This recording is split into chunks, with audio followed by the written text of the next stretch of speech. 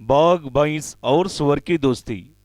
एक तालाब के किनारे एक भैंस हरी हरी घास चर रही थी और उसी तालाब में सुअर मजे से डुबकियां लगा रहा था। दोनों पक्के दोस्त थे। जहां भी जाते हमेशा साथ साथ जाते। बीच बीच में सुअर मजे से भैंस के ऊपर पानी से उड़ाता और भैंस उसे गुस्से से घूरती। अब की बार तूने वैसी हरकत की ना तो मुझसे बारा कोई ही नहीं होगा। हमेशा जब देखो तब कीचड़ पानी बस इसी में बैठा रहता है। अरे जरा बाहर निकल, कितनी प्यारी पीली धूप का आनंद तो ले। मेरे आनंद लेने का यही तरीका है। मैं तो वैसा ही करूंगा और तुझे भी पानी से भिगो दूंगा। बच सकती है तो बच। दोनों जिगरी दोस्तों की प्यारी नोक झोंक शुरू की। तभी एक बड़े से पेड़ के पीछे से किसी दर्द भरी आवाज भैंस के कानों में पड़ी। वो उस तरफ भागने लगी। जब सुअर ने उसे किसी और दूसरी तरफ जाते हुए देखा तो वो भी उसके पीछे पीछे जाने लगा। जैसे ही वो पेड़ के उस तरफ पहुंची, उन्होंने देखा एक जख्मी बाघ वहां पर दर्द से बिलख रहा था। उसके पैरों से काफी खून बह रहा था।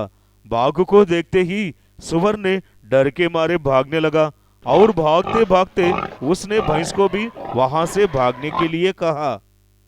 अरे रे मंदबुद्धि, वहां क्यों खड़ी है? अपनी जान बचा कर भाग वहां। बाघ है बाघ, बाघ तुम्हें छोड़ेगा नहीं, खा जाएगा। पता नहीं क्या, चल यहाँ से। उसकी बात सुनकर भैंस ने कहा, चुप कर डरपोक, देख नहीं रहा उसकी हालत कितनी खराब है। हमें उसकी मदद करनी चाहिए। तुम जाना है तो तुम जाओ, मैं तो उसकी मदद करूंगी। सुअर की बातों को अनसुना कर भैंस बाघ की तरफ आगे बढ़ी। मन में वो भी थोड़ा सा डर रही थी, पर उसने अपनी डर को हली नहीं होने दी। उसने बड़ी प्यार से अपनी जीभ से बाघ के पैर पर लगी हुई चोट को साफ किया। जानवरों की लार मलहम का काम करती है और भैंस की लार उसकी चोट को लगते ही बाघ को काफी अच्छा महसूस होने लगा। भैंस के प्यार और विश्वास की वजह से बाघ को बहुत ही अच्छा लगने लगा। सुअर जहां अपने दोस्त को वहां छोड़कर भाग गया था, वो भी तुरंत ही अपने दोस्त के पास वापस लौटा और तालाब से कुछ पानी लेकर बाघ की चोट पर डाल दिया और पास ही लगा ये पौधे की कुछ पत्तियां तोड़कर उसे अच्छे से पीसकर बाघ की चोट पर लगा दी। बाकी सारे जानवर तो मुझे देखते ही डर जाते हैं, पर तुम दोनों तो मेरी मदद की। वैसा क्यों तुम्हें डर नहीं लगा कि मैं तुम्हें खा जाऊंगा? डर तो मुझे बहुत लगा, पर इस मंदबुद्धि के कारण मैं यहाँ खड़ा हूँ। क्या करूँ? इससे दोस्ती जो की है निभानी पड़ेगी। बेटा, अब ये पूरी तरह से ठीक होकर हमें खा जाएगा। चल अब तो भाग ले। अरे चुप कर आलसी, हम जानवरों की एक दूसरे की मदद करनी चाहिए और मैंने बस वही किया है। तुम अपनी ख्याल रखो, अब हम चलते हैं। दोनों ने बाघ से बड़े प्यार से डरते डरते विदा ली। बाघ भी उनके इस प्यार से भावुक हो गया और मन ही मन निश्चय किया कि वो कभी भी उन्हें कोई चोट नहीं पहुंचाएगा और हो सके तो उनकी मदद भी करेगा। कुछ ही दिनों में बाघ पूरी तरह से ठीक हो गया। कभी कभार भैंस और सुअर उसका हाल चाल पूछकर चले जाते हैं। बाघ भी उनके इस व्यवहार से काफी खुश हो जाता है। एक दिन वैसे ही सुअर और भैंस जंगल की सैर कर रही थी कि तभी अचानक एक भेड़ी की झुंड ने सुअर पर हमला कर दिया। भैंस जोर जोर से चिल्लाने लगी और वो सुअर को बचाने की कोशिश भी करी। तुम सच में मंदबुद्धि हो और इतने सारे भेड़ियों का सामना तुम नहीं कर पाओगी। अपनी जान बचाकर भाग जाओ। मेरी चिंता मत करो, वरना हम दोनों मर जाएंगे।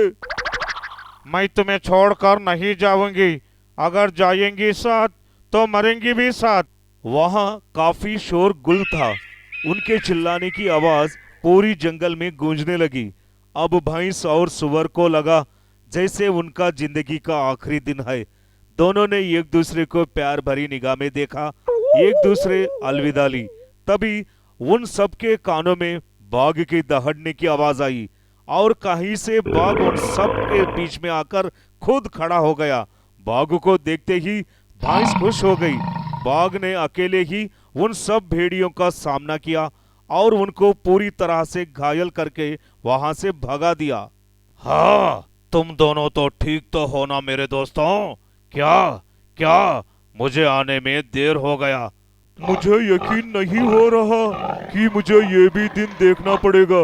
मैंने कभी नहीं सोचा था कि एक बाघ को अपने सामने देखकर मैं इतना खुश हो जाऊंगा। अभी अभी मरते मरते बचा है, पर इसकी नौटंकी खत्म नहीं हुई। वैसे तुम्हारा बहुत बहुत शुक्रिया बाघ भाई, तुमने बिल्कुल सही समय पर आकर हमारी जान बचाई।